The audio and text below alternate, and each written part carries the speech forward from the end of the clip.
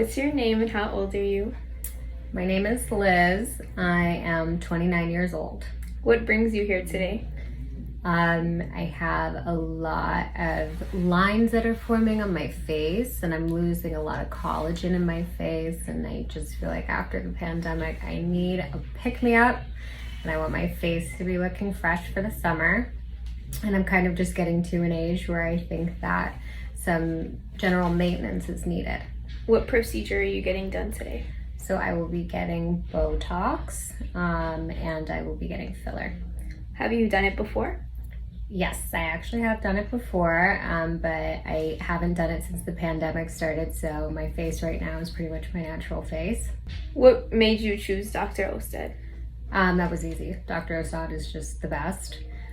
He uses all the latest techniques to make sure that you have minimal bruising, no downtime, and he's also really conscious about making sure that you don't look doctored. Hi everyone, we're here with our beautiful patient who was generously accepted to allow us to tape this, and I just wanted to kind of walk you through what I do during a consultation and really find out what is it that brings the patient in so that we can really get the clue of what is it that bothers them so we can actually address those issues. So with that said, let's get started. Thank you so much for doing this. Okay. If you don't mind, just if you tell me and tell the audience, what is it that you notice? Sure.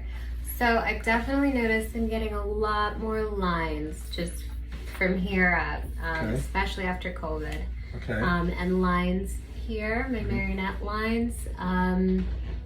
I've noticed I've lost a lot of volume in my cheeks. Okay. And I've always had this little crook in my nose. Okay. And my lips are uneven, actually. If you can see naturally. Okay.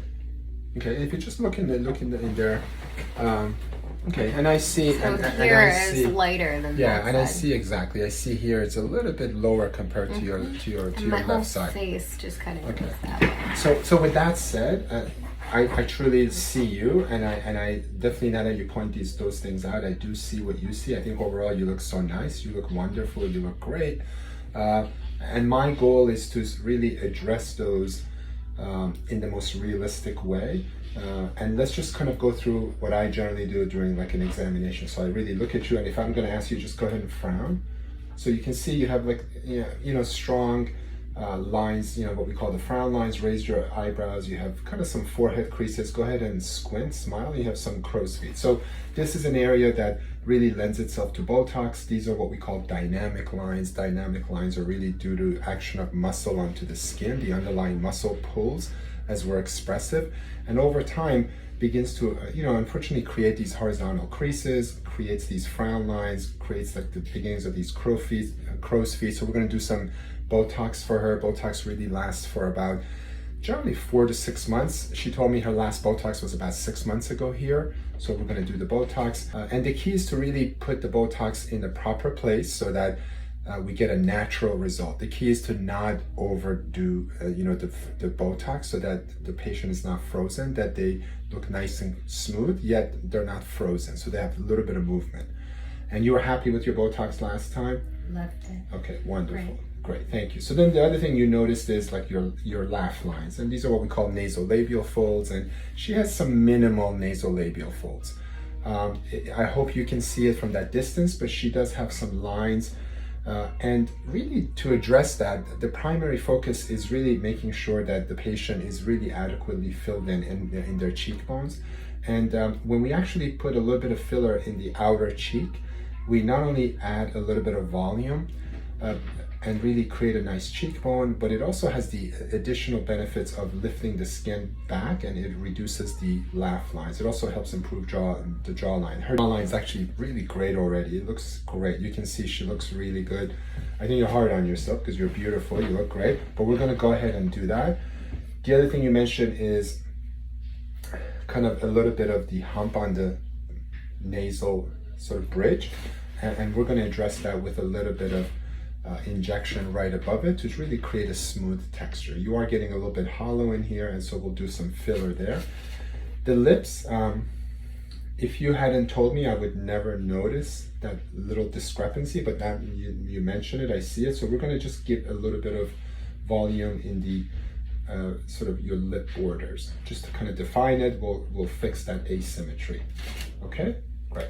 All right, so let's get to work.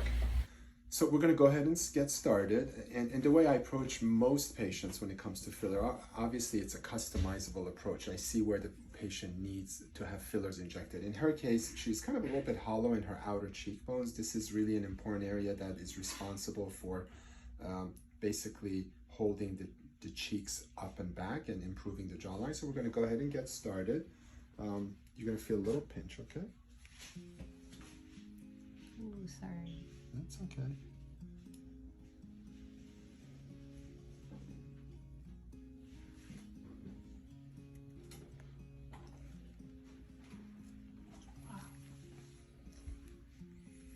So my goal is to keep things super natural, and less is more. That's my approach.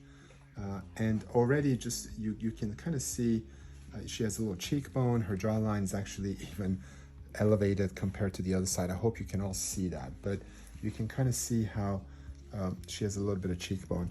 What I do is I use a lot of cannulas. Cannulas are dull instruments that are shaped like a needle. They're absolutely dull. And I like them because they really avoid bruising. If you just kind of stick with needles on multiple areas, the risk of bruising goes up, and patients never really like to stay bruised for a week. So really cannulas allow me, really they do two important things. Number one, I can really maneuver the cannula to where I want to inject. So it's just a more accurate placement. It's much safer because we avoid any issues with like what we call vascular occlusion or getting the filler into a blood vessel. And then the third thing is the practical thing about avoiding bruising. So we don't have multiple pinpricks. Thank you for allowing me to explain this. So a little pinch.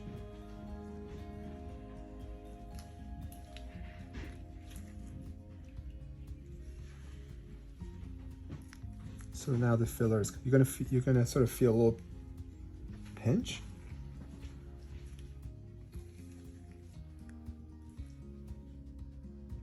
You're doing great, Liz. You are doing Yes, fine. so well. How does it feel to you? Fine.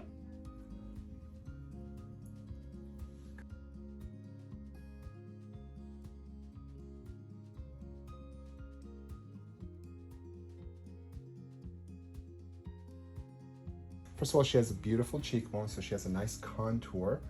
If you notice, her laugh line kind of just went away. Like she has no laugh line here. And then her jawline is just much sharper. And it's all done through a single entry point with the cannula. So you can kind of see she can walk out of here, look great. There's hardly anyone would notice anything. There's not multiple pinpricks. And if you can kind of see how her jawline is just much better compared to that side. It's lifted. Okay. So now we're going to address the left side of her cheek. We want to obviously create this. We want to create symmetry.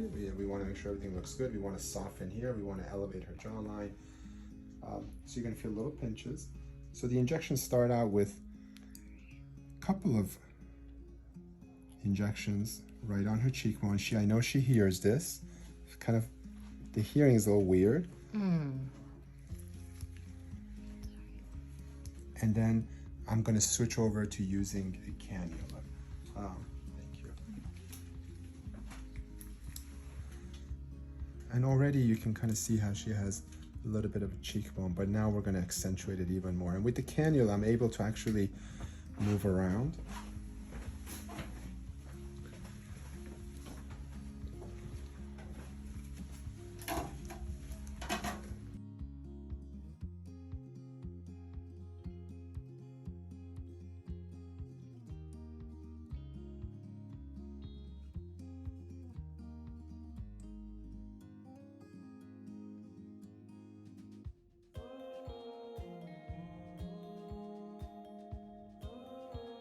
An ideal feminine face should be sort of shaped like a heart, and where this is a little bit wider, this is kind of tapers and narrows.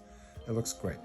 So now we're going to address a little bit on her laugh lines and these marionette lines. Again, by mainly filling the cheeks, we can reduce the need for too much filler. We don't want to put too much filler here because then it kind of looks bulbous. It doesn't look. This area is primarily done with the use of cannula because this is an area that easily bruises, so cannulas really avoid that. Again, it's much safer because we don't get into some important structures with using a needle along those lines. Sorry, you're gonna feel a little pinch.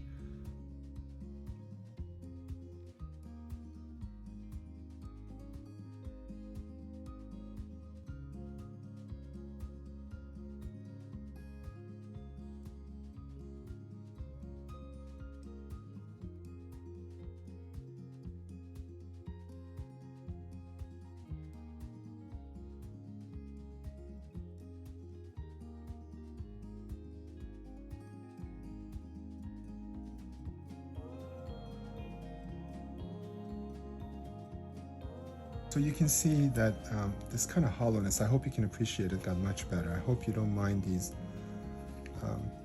little pinpricks, but you can kind of see how smooth this area got. And you can, when you can sort of compare it to the other side, this side of her face got even more lifted. So we're gonna go on this side.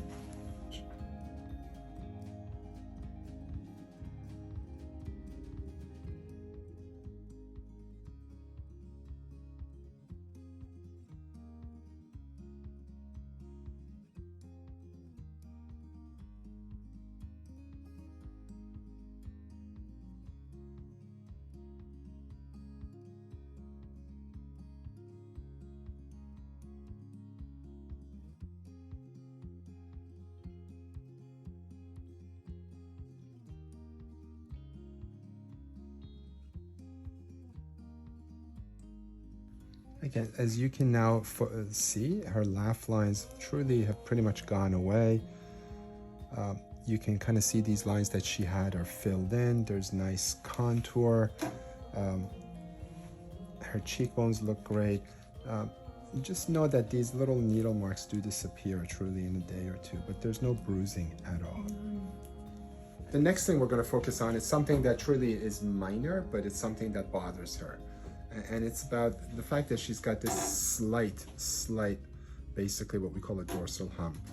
And what I'm gonna do, and the reason for that is because she's getting hollow, and that is generally from frowning, movement, collagen loss. By injecting a little bit of filler in here, you're gonna see that this area is gonna get even better. And it doesn't take much to really fill that, so here we go.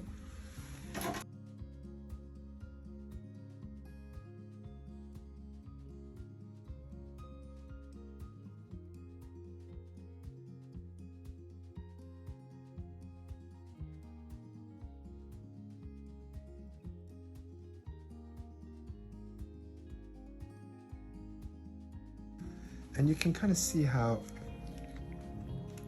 the progression is so much smoother now. And again, it's about really, it takes not much filler there to fix that for her. Otherwise, she has a beautiful nose. Yes. Here, take a look. I can appreciate it from the side too. Yeah, make sure you get it sort of at different angles. Oh my god. You see that? It's so much better. You would. Okay, here we go, okay?